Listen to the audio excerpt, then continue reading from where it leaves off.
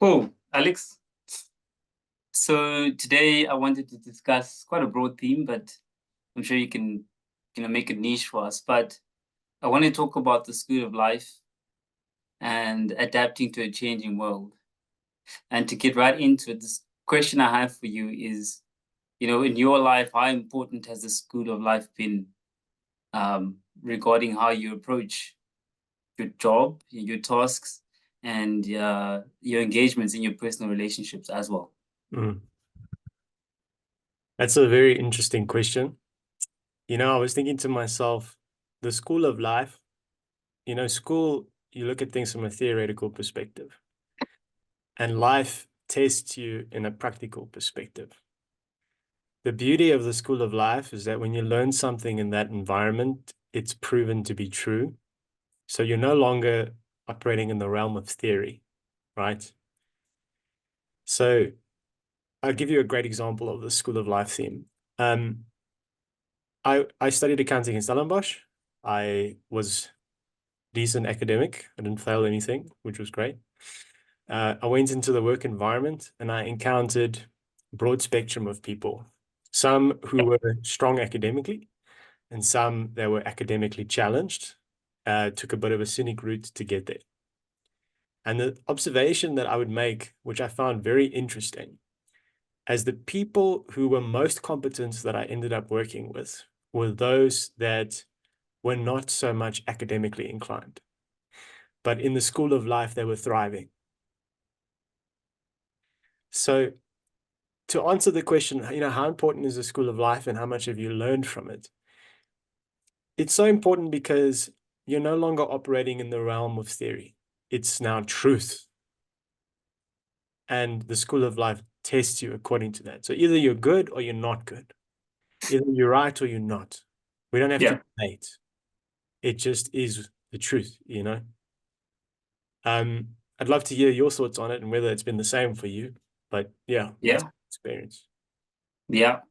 I mean, I must say I agree with 100% of your answer there, but I'd like to just top it up by obviously stating the fact that, like, if we look at the world today,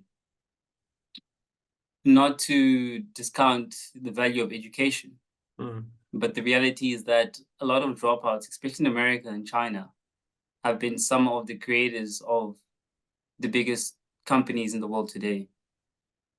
And, to a certain extent, those dropouts were fueled by their capacity to understand the real world better yes.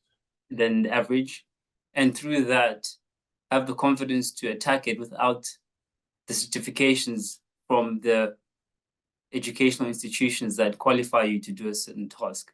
Yeah. And if you were to break down, what the um, school of life gives you, or gives you over the education system, is that it just allows you to comprehend better, and I think it allows for you to have better foresight, and through that foresight, the ability to build meaningful relationships and to lead. Yeah. You know, like the education system has all these theoretical breakdowns of or concepts of leadership, but the reality is that leadership changes based on your circumstances or your situation or your crowd. So I feel like the school of life is an important ingredient and should be used in combination Mm, with education if you really want to take it to the next level. Of course, there's risks when embarking life only using the school of life, because unfortunately we live in a world that is also built on theoretical constructs. mm, And some industries are purely thriving off the concepts that live off the theoretical constructs designed.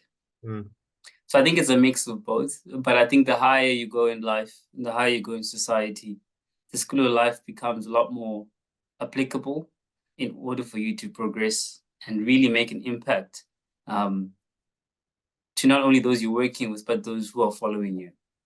So yeah, answer 100% spot on there, bro. I don't know if you have any comments to add. for sure. Um, the way I would describe it as well is like picture in your mind, those generals that wear the uniform and they have 100 medals everywhere, all over their thing. right? But when it comes to battle, often those are the guys that don't really know what to do because they might have ticked the boxes to get the medals from an institutional perspective, but they didn't actually lead in the real battle of war. Okay. You know, you were talking about these guys, these startup guys that they drop out of university to pursue their things. The reason why they do it is because they realize the only way to actually learn how to do something is to do it, not to study a degree about it, but to do it. And that's what the school of life actually is. The scary thing is when you start, if you've studied, I've studied, we've all gone the traditional academic route. The scary thing is realizing on day one, you're pretty much useless when you start doing the thing that you're supposed to be doing. Because you realize how much of the learning that's required to actually be successful in the field is in the arena. So a lot of the times, you know, I don't want to be disrespectful about tertiary education because I think it's got a place. But, you know, they say it's not about what you know, it's about what you do. It doesn't matter how much theoretical stuff you study. The question is, what have you applied and what happened when you applied it? Yeah. Because you can sit on the side, you know, it's like you watch a game of rugby and you could say, oh, Yeah. why did the manager do this? Why did the manager do that? You can play armchair expert, but you'll only know if your ideas work when you actually lead the team. Yeah. So Yeah. that is what I would say about the school of life. Like, you realize a lot of stuff in life is actually procrastination. It's a form of delaying the thing that you need to do to actually achieve what you want to achieve. And I would like to make a prediction, which a lot of smarter people than I have said. The future of the landscape of work is going to be less traditional education and more school of life based. Because if you think about any kind of work, there is a role that has a requirement of a skill. Yeah. Yeah. And what you are doing as an employee is you are entering that role and you're fulfilling that skill. The question is, does the degree that they say they want actually give you that skill or not? How much training do they have to do afterwards to get you fit for purpose? And can they just train somebody else without the degree the same way to get that person fit for purpose? I don't know. It seems like a lot of the times they can. So that's the way I would phrase it. That's my Yeah. honest. Yeah. I mean, I must say once again, I agree with you there, right? Because I think with the way the world has changed, right, we have this massive advancement in terms of technology, right, where technology is now starting to do the calculative stuff, if I'm gonna Mhm, say that, mhm. the stuff that you would generally need to study hard for to master and decrease the margin of error in terms of your inability to perform, right? Right. And what's now happening is that we're going into a world where you just need to be able to cross-check the accuracy of the tools because a machine is a machine. Yeah. And then based off that, draw insights that allow for you to determine whether the machine has done the right job and communicate to other human beings on a social level that you guys are going in the right direction. Yeah. So yeah, I think the world is changing that element. And I believe that 10 years from now, it's going to be the other way around, right? So currently, when you are a recruiter or whatever and scanning for CVs, you do things in the cadence whereby you look at qualifications, experience, and then the soft skills. Mm. I believe the world is going now into a phase whereby you look at what have you achieved, what experience do you have, and then what qualifications you have to supplement, your experience and what you've done in the events where you fall short. Sure. And I think when the world does come to that stage, I think it's going to be at its optimum level in terms of delivering, because you then have the school of life being applied with theory and everything you've learned in tertiary education as a supplementary element to what you're doing. Theory, to a certain extent, is also blinding, right? Because it doesn't account for change. Theory doesn't account for challenge. Theory accounts for a perfect scenario whereby the theory can solve Yes. that scenario based on the fact that nothing changes. Well said. So, yeah, I think as young people, we have to really embrace that. Yep. And I think there's value now in specializing, but also stretching yourself broadly, because whatever you're specializing in today, tomorrow could be done by a machine. I love this. And I can give you such a fun example of this concept where pre-UFC, you had all of these different schools of martial arts, right? And everybody that practiced martial arts thought that their school was the best. And they said, yeah, karate, if you know karate and now you must fight a guy that does jiu-jitsu, the karate guy is going to do X, Y, Z. Anyways, when the UFC came about, you had a bunch of these guys going at it against each other in the arena. And very soon, people saw what happens when theory gets tested in reality. A lot of the techniques that people were practicing when they actually got tested didn't work. And so sometimes I think the school of life can be a bit shocking when you enter it for the first time, because these things that you were taught, which were like almost sacred, when they get tested, they fall apart. It's the same with economic systems. We don't have to debate economic systems because they all get tested around the world all the time. And if you want to know whether they're going to work or not, just look at the results. Just look at the results. And then don't assume that you're going to do it better than that person did, because they're human just like you are. So, what I Yeah, mean? We don't have to debate. yeah, It's there, 100%, you know? 100%. And I love that economic system example that you used, right? I mean, if you look at the world today, the challenges that we face from an economic perspective wouldn't exist if the theory was still relevant, right? And what you find with theory is that I believe that theory evolves slower than what is happening in real life. Yeah, And the school of life allows for you to bridge the gap between what theory states is correct yeah, and what is actually correct and implementable. absolutely. And I've said this to you numerous times, right? In the positions that I've worked in my career, although I haven't had the longest career, but over the last 10 years, I've been the one who's come in the roles that I've played with a stronger tertiary background and knowledge of the theoretical practices. However, the implementation of what I understood was better refined by those with years of experience, because they've seen the changes, right? Mm, They've seen how things transcend, and they're also able to identify the gaps in the theory. absolutely. So I think approaching life with understanding that the school of life is an important ingredient to your qualifications allows for you to see things at a 360 level, Yep, and also allows for you to see the flaws in theory. Theory has flaws, whether you like it or not.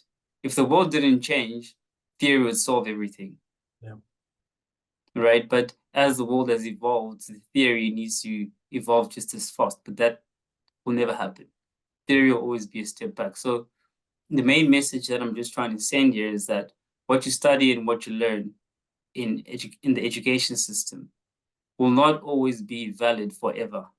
of And course. you need to have the open mind to accept the fact that there will be tools, there will be systems, there will be technology that can do it better than you. Yep, But through the engagement with the school of life, you will be able to give yourself the upper hand to analyze all these new integrations that are coming into the system so that you can advance everything from a collective perspective. Very well said. So yeah, that's just my take on it, and I think it's something that we overlook, in day to day. And if I look at like people who graduate, I mean, we both graduates, right? But I also think that we sometimes um over celebrate graduations, if I must say that.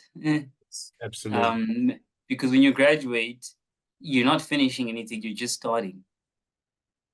And I think if you are not conscious of the fact that you are just starting, then you limit your open-mindedness to the fact that there's a lot out there that you don't actually know. Yes. Very well said. So the school of life for me is the only way that you can adapt to change, Mm. because I think the turbulence that comes with learning from the school of life is so enriching and so empowering because it teaches you a lot more about yourself than theory can. Yeah. And like you said, the arena comes with turbulence, and the lessons come in that turbulence from a personal perspective and from a leadership perspective. Yeah. So, yeah, that's just my 2 cents on it. And yeah, before we move on to the next topic, I don't know if there's anything else you want to say there. Yeah, I like this topic a lot. I'm very passionate about it because I think if I have to give an example, I would say, there's always people that have lots of ideas and they always think their ideas are amazing, but they never execute the ideas, right? How do you know if an idea is good or not? You have to execute it. Does it work or does it not work? And the school of theory versus the school of life is like that.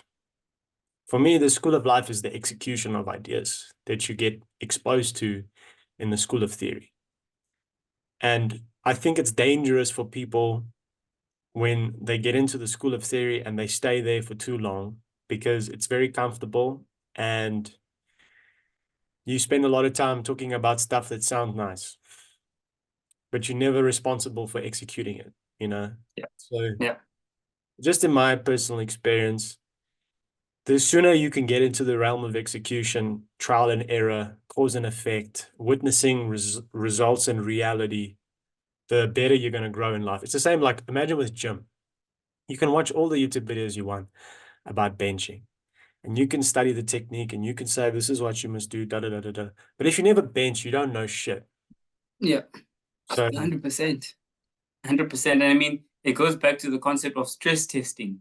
yes, yes, yes, yes, yes. The school of life is literally stress testing, right? Taking what you've learned in theory and then putting it under conditions where it actually gets stressed and then analyzing whether the theory is correct or not. And yeah, back to what I said, I think it's so empowering, right? And I think progress and growth is on the other side of that. It's on the other side of the stress test, right? Yeah, I mean, I'll use a very good example when apps are released or when cars are manufactured, you know, based off the fact that the cars are built theoretically correct, the manufacturers understand that there's an element of stress testing that you need to do to validate the theory that the cars were built on. absolutely. And the majority of the time, the cars will go back in Yeah. for refinement, right? So I think that's the way we should look at it as human beings, even as yourself.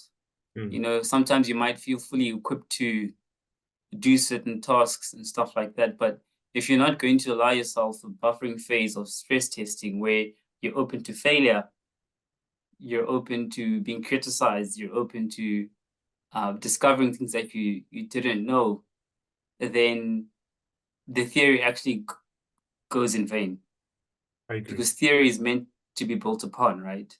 And Mhm. then refined as you go. And that's why I say a theory will always be behind the school of life to a certain extent.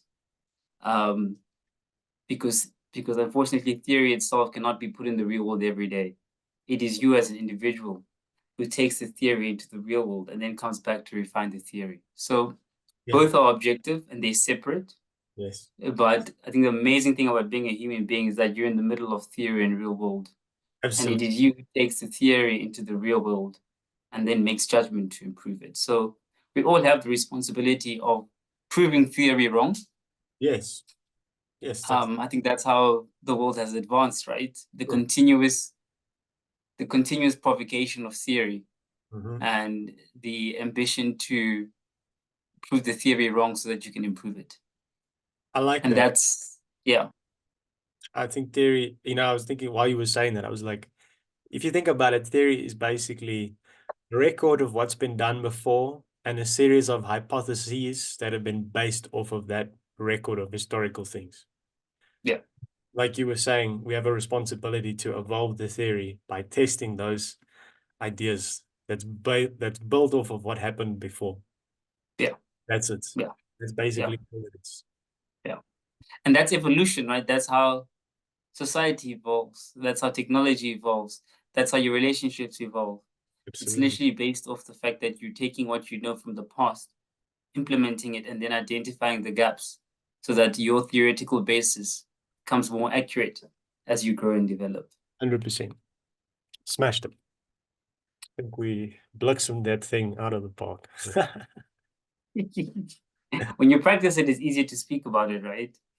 Yeah, I think for both of us, we're also in a season of our life right now where we're very focused on testing, Yeah, testing. Okay, these are our ideas, these are theories. Let's test them and see if it actually works. yeah, 100%. What we are 100%. living in. Are you happy with that? Are you ready to go? Happy, brother?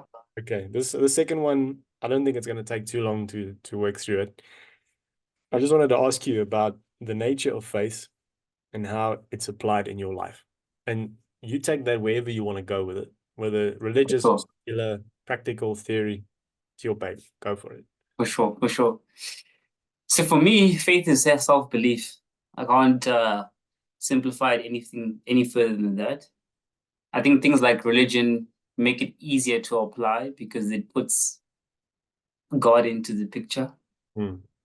right? But I think the ultimate form of belief in God is belief in yourself. Because not to bring Christianity into it, but God is within you, right? Your God is within you, and He's also above you if you're Christian. Made in God's But image. Yeah. yeah, 100%. But I think all of us are walking gods to a certain extent, Hmm. walking versions of God, Mm-hmm. and we all have the same creative power that God did. And I think if you look at the word faith itself, faith is basically the ability to conceptualize and realize something ahead of time and then work towards it. Wow, that's That's interesting. just that's just how I see it, right? And I think the basis of that is believing in yourself, right? Not being phased by today's circumstances and judging your future of what is happening now. Hmm. So the practice of faith is just believing that the best version of yourself is still to come, but is happening every day through how you interact with yourself and with the world. And I think the more you practice that, the more faithful you get, right? And I think the more faithful you become, the more confident you become. And depending on your crowd, when you become very, very confident, it can come across as arrogance, right? So, like, I'm one of those people who always say there's nothing I can't do. But that's because my faith is extremely elevated. And I've been doing it for such a long time that when perceived correctly, it looks like arrogance, you know? So, See, yeah, I believe that incorrectly. faith is the beginning, Perceived. perceived incorrect 100%. Yeah, yeah. But if you speak to most successful people, they will tell you, I knew I could do it. It was challenging to get to where I am, but I knew I could do it. And the nice thing about faith is that 100% of the time, when you believe in yourself against all odds, you get rewarded with more than what you saw yourself getting. Hmm. And the most common answer amongst most successful people is like, wow, I knew I could do it, but I never knew it would be this much or the rewards would be this great. And that's the reward of faith. The reward of faith is fighting against the naysayers, fighting against your self-doubt, um, doing things even though results are not coming immediately, and then be willing to be a fool. The universe pays you for that, you know? So yeah, for me, that's just what faith is. Faith is self-belief. I mean, you can practice it in many different forms and ways. But ultimately, if you believe in yourself, you believe in God. And if you believe in yourself, your confidence will grow. And unfortunately, when it grows a lot, when you get into the wrong crowd, it is perceived as arrogance. Mm. Um, but don't let that deter you from how you feel about yourself and what you can do, right? But at the same time, be very wary of the fact that you need to be open-minded to the opinions of others, because that allows for you to express your confidence in a different way and express your confidence in a way that you can accommodate other people. Because sometimes the person viewing you as arrogant might be the person that you're going to collaborate with.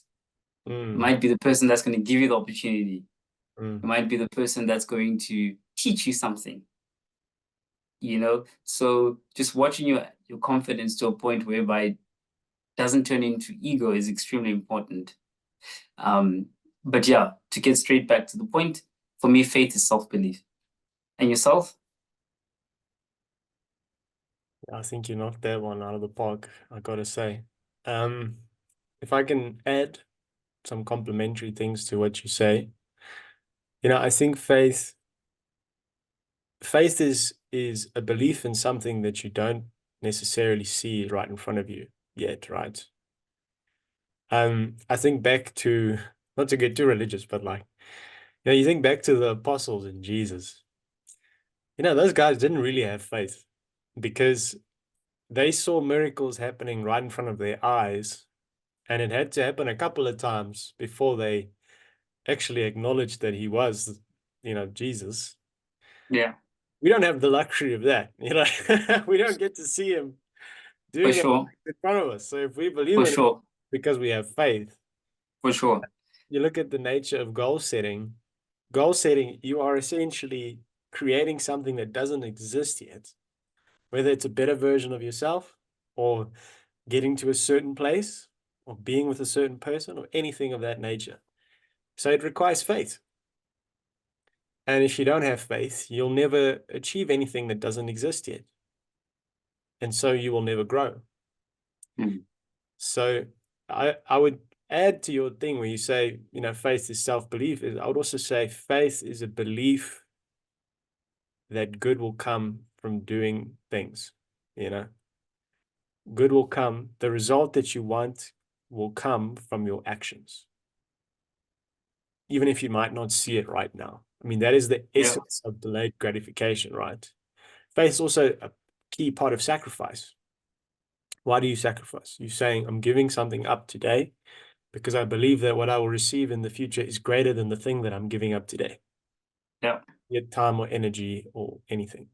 So the second part of that question was how it's applied in your life. And I think we're touching on that very nicely. You know, yeah, um, delaying your gratification is a great way to apply faith in your life, where you say, I will sacrifice relaxing on a Saturday morning by working on something that nobody cares about. Because the truth is, nobody cares what you do. Nobody.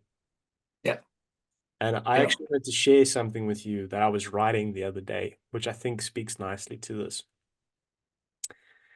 So I said, the difference between who you are right now and the you who you want to be, which is the person, which is your potential greatness realized, is that the you who you want to be always chooses to do what he thinks is best at that very moment, no matter what. Now you think to yourself, okay, what are we doing when we're working on ourselves? We're trying to realize our potential.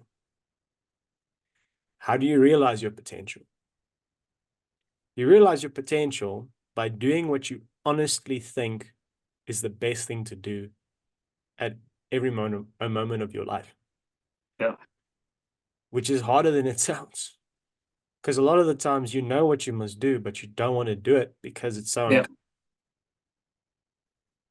So yeah, key part of faith there is saying, even though this is so freaking difficult and I don't want to do it, I believe that if I do it, the reward will be worth it.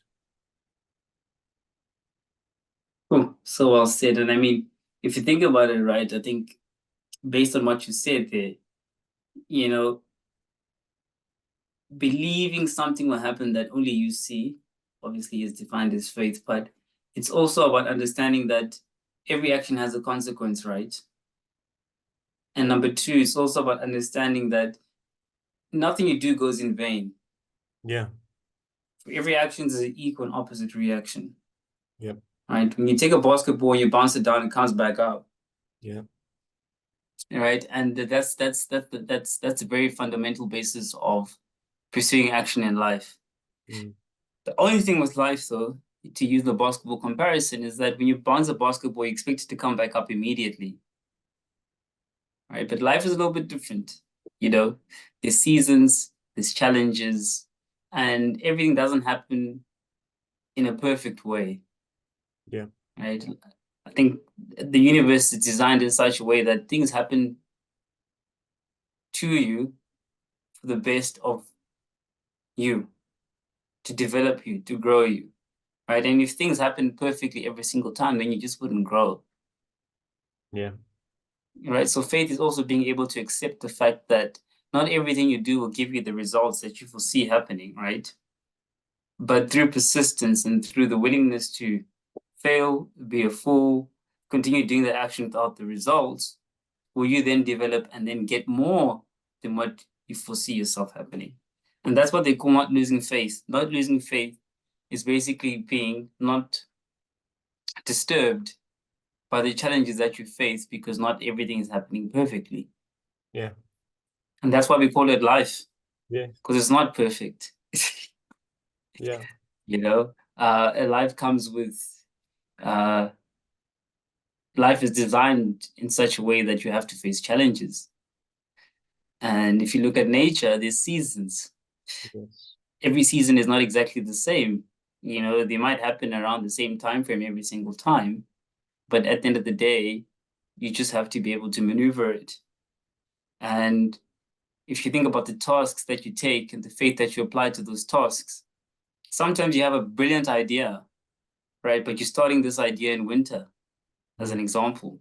Yes. Nothing grows in winter, right? So you've planted the seed in winter, and you're working and you're doing your best, and nothing is coming back because it's winter, right? But faith allows you to persist through winter until you get to the season where spring comes, right? Yeah. And because you didn't give up, you were looking after the seed through winter and taking care of it. When spring comes, it starts to germinate. And then it grows, you know, and then rain season comes and it grows even more. But winter will come again and you'll get challenged accordingly. And the more you do it, the more you understand the seasons and the better your faith gets because you understand that there's a time to plant, there's a time to harvest. So adapting to the challenges and how I apply it in my life is by understanding that as a human being, I won't always understand the season, but Yeah. faith allows for me to persist through any season until I have clarity of which season I'm in. And most of us only realize the season when the seed is now germinating. Yeah. And you look back and be like, thank God I didn't give up. Absolutely. And the only guarantee that you have of failure is by giving up. And that is the sad reality of why most people never realize the things that they want to. Is Yeah. that, like you say now, they don't know what season they're in. They Yeah. don't see that the seed that they planted, it's growing underneath the ground, Yeah. laying down its roots. Yeah. It's not ready yet to come out. For sure. For And sure. so they The, pick con- it up and they give up. the surrounding conditions at that point in time don't supplement your efforts. Mm. That's just the reality, right? And like, for example, I think a lot of people lose faith because they don't persist until spring, right? And if you have enough moments in your life where you don't persist until spring, then you lose faith because Yeah. you've never seen it, And right? to start, you need faith. Yeah, If you don't have faith, you'll never start. 100%. And I think a lot of people who achieve or get the timing right have failed numerous times before, right? And like they say, timing is an art. Yeah, You would have failed so many times that you're not able to identify that the conditions actually accommodate my efforts, and therefore this is the right time to do this now. yeah, But the majority of the time, the perfect time to start is before the right time. absolutely. That's a great point. Yeah, Great point. because then by the time the seed germinates, you're in this momentum that when everyone else starts at the same time as you, you're just miles ahead. You've been doing it for longer. That's a You've got the 10,000 hours. good point. And if you look at it most of the time, people tend to start businesses or ideas around the same time because everyone's able to identify when it's the right time. That's easy, Sure. you know? Like if I look at COVID, there were so many people who were trying to sell masks at the same time. Yeah, but who made the most money? The oak that had masks before the COVID thing started. But he was Exactly. making He surgical was masks geared anyways. Yeah, he just did it anyways. And then it was just expanding production. 100%. He was geared for it. He understood it. So I think that's the secret to life, and it looks like an overnight success, right? That's a great point. Yeah, it But takes the you reality, to be an overnight success. but the reality is that his seed was there, was germinating, he was persisting through, and now the season has come. While you're starting, this guy's in fifth gear. Um, and therefore, no matter what you try, no matter how many hours you put in, based on nature and time, you just cannot compete with him. Yeah, And that's reality. that's true. And you know what I would say as well, which I think it's one of the last things I'll say, and then we can wrap it up. But I think if anyone is being really honest with themselves and they look back at their life and they ask themselves the moments where they've given up, with the benefit of hindsight, often you realize I gave up too soon. If I had stuck with it a bit longer, I would have hit my season. Yeah, I was on the tail end of winter and spring was around the corner, but I let myself give up because of the cold, yeah, you know. yeah. So the important thing is to learn from that and to say, okay, I'm going to apply this lesson going forward and ask yourself in the areas where you're experiencing resistance in your life, what season are you in? You know? For sure, for sure. And they say nothing lasts forever, Yes, not even happiness. absolutely. Right? So you gotta just understand the cycles and you gotta be able to persist through it. And the reality is that even if you persist through an idea that doesn't work, there's so many lessons you get from an idea that it cross-pollinates into Mm, your next idea. absolutely. That's a great point as well. You talk about faith and the nature of the journey, right? It's like you don't know what you need to know to make it work. And you're only going to figure that out to go back to the school of life concept. You're only going to learn that in the arena doing the thing. Mm, I think it was Mark 100%. Zuckerberg who said, and I love that he said this because it's a great thing to share with people. He said, when I started Facebook, I had no idea what I was doing or where I was going with it. I didn't know what I needed to know to build it. I had to learn it along the way. And I am For very sure. convinced that that is everything. Doesn't matter how smart or talented you are, you just don't freaking know.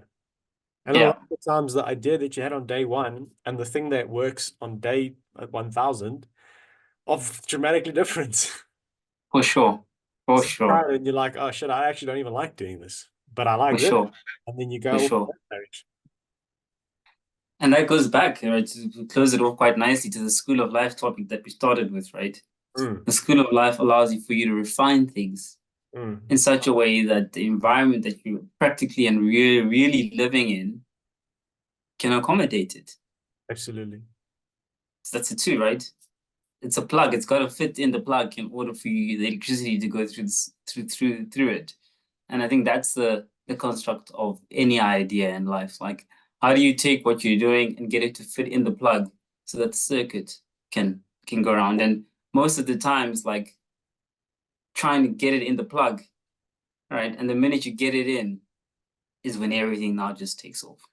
It's the magic. So So yeah, don't let the failures, get to you. Don't let being a fool for long get to you. You're just not hitting the plug yet, but with enough attempts, you can identify I've hit there, I've hit there, I've hit there, I've hit there, I've hit there. So the only place left is the bullseye. Absolutely. And now I'm gonna hit the bullseye, right? Spot on. So yeah, that's it from my side. I don't know if there's anything else from your end you want to touch on before we wrap it up.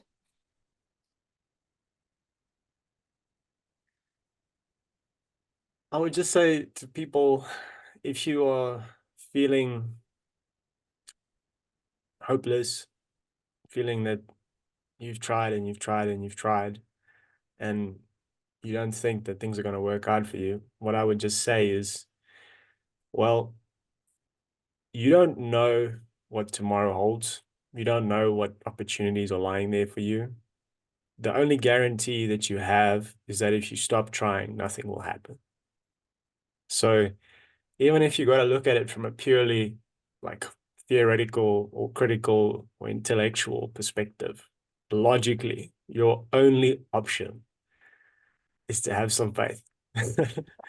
Yeah, You know, 100%. regardless of how hard it's been for you and what's happened before you, because the simple act of being alive for another day is an act of For faith. sure. For Yeah. sure. For sure. And like they say, right, those who fail the most also tend to know the most. But the ones who end up knowing the most and achieving the most are the ones who are not stopped by the failure. The light bulb concept, right? Absolutely. 1,000 times to make that light bulb go on, right? And he knew it because it failed 999 times. Yeah, that's a great one. I mean, I heard a quote where the guy said, I haven't failed 900 times. I just figured out 900 ways to do it that doesn't work. I think that was So Tom well said. Peterson, or Yeah, you can Google that, yeah, but it's a great quote. for sure, for sure, for sure. All right. So yeah, brother, thank you for your wisdom there. Thank you very much. Very enlightened after the session. And yeah, to all those who listened, I hope you picked some gems from that. Thank you, Alex. We'll see you next time, guys.